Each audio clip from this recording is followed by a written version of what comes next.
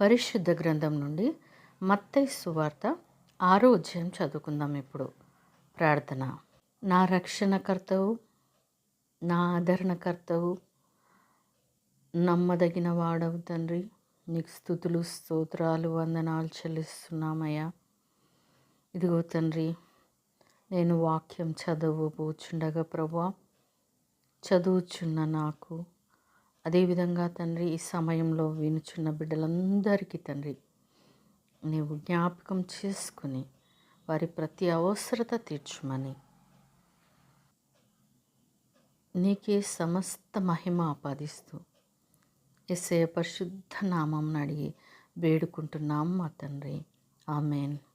పరిశుద్ధ గ్రంథం నుండి మత్తయి రాసిన సువార్త 6వ అధ్యాయం చదువుకుందాం. మనుషులకు కనపడవలనని వారి ఎదుట మీ నీతి కార్యము చేయకుండా జాగ్రత్త పడుడి. లేని ఎడల పరలోకమందున్న మీ తండ్రి యొద్ద మీరు ఫలము పొందరు.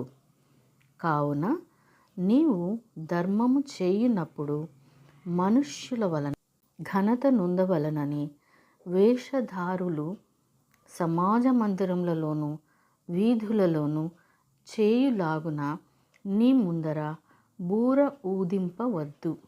వారు తమ ఫలము పొంది ఉన్నారని నిశ్చయంగా మీతో చెప్పుచున్నాను. నీవైతే ధర్మము చేయునప్పుడు నీ ధర్మము రహస్యముగా నుండు నిమిత్తము నీ కుడి చేయి చేయునది నీ ఎడమ చేతికి తెలియకుండా ఉండవలెను. అట్లయితే రహస్యమందు చూచు నీ తండ్రి నీకు ప్రతిఫలం ఇచ్చును. మరియు మీరు ప్రార్థన చేయునప్పుడు వేషధారుల వలె ఉండవద్దు. మనుష్యులకు కనపడవలనని సమాజ మందిరములలోనూ వీధుల మూలలలోనూ నిలిచి ప్రార్థన చేయుట వారికిష్టము. వారు తమ ఫలము పొంది ఉన్నారని నిశ్చయముగా మీతో చెప్పుచున్నాను. నీవు ప్రార్థన చేయునప్పుడు నీ గదిలోనికి వెళ్ళి తలుపు వేసి రహస్యమందున నీ తండ్రికి ప్రార్థన చేయుము. అప్పుడు రహస్యమందు చూచు నీ తండ్రి నీకు ప్రతిఫలం ఇచ్చును. మరియు మీరు ప్రార్థన చేయునప్పుడు అన్యజనుల వలె వ్యర్థమైన మాటలు వచింపవద్దు. విస్తరించి మాట్లాడుట వలన తమ మనవి వినపడునని వారు తలంచుచున్నారు. మీరు వారి వలె ఉండకుడి. మీరు మీ తండ్రిని అడుగక మునుపే మీకు అక్కరగానున్నవేవో ఆయనకు తెలియను. కాబట్టి మీరిలాగు ప్రార్థన చేయుడి.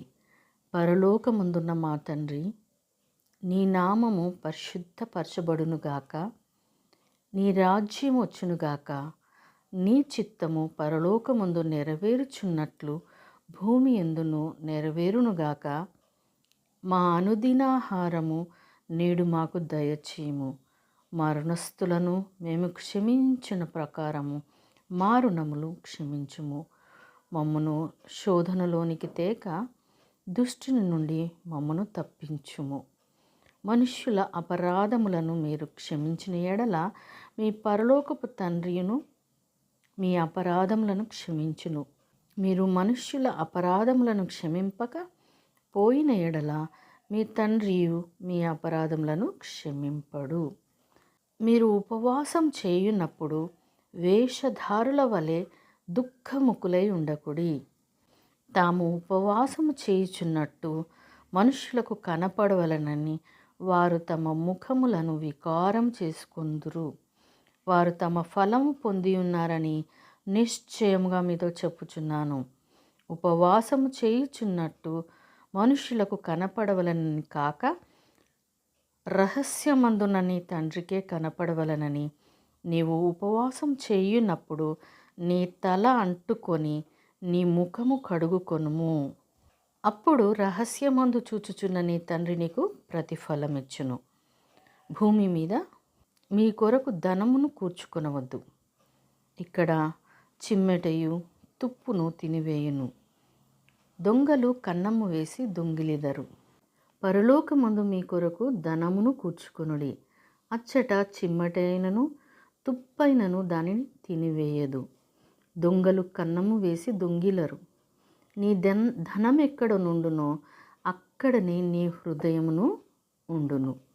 దేహమునకు దీపము కన్నే గనక నీ కన్ను తేటగా ఉండిన ఎడల నీ దేహమంతయు వెలుగుమయమై ఉండును. నీ కన్ను చెడినదైతే నీ దేహమంతయు చీకటిమయమై ఉండును. నీలోనున్న వెలుగు చీకటి అయి ఉండని ఎడల ఆ చీకటి ఎంతో గొప్పది. ఎవడును ఇద్దరు యజమానులకు దాసుడుగా నుండనేరడు. అతడు ఒకని ద్వేషించి ఒకని ప్రేమించును, లేదా ఒకని పక్షముగా నుండి ఒకని తృణీకరించును.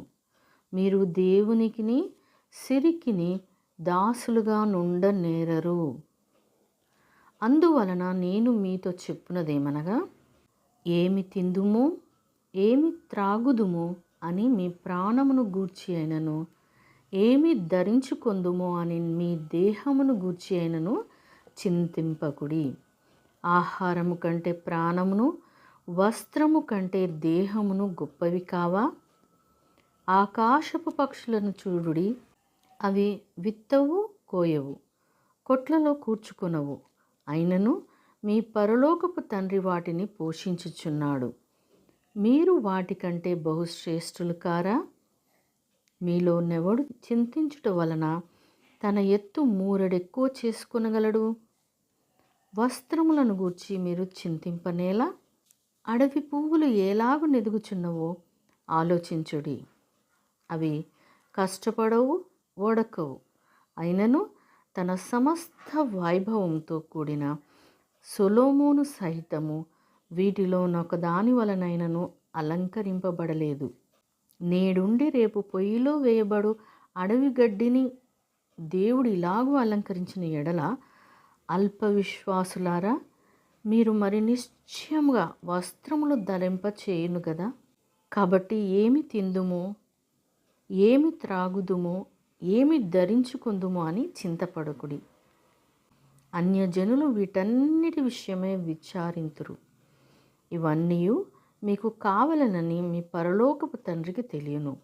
కాబట్టి మీరు ఆయన రాజ్యమును నీతిని మొదట వెతుకుడి, అప్పుడు అవన్నీ మీకు అనుగ్రహించబడును. రేపటిని గూర్చి చింతింపకుడి, రేపటి దినము దాని సంగతులను గూర్చి చింతించును. ఏ నాటి కీడు ఆ నాటికి చాలును.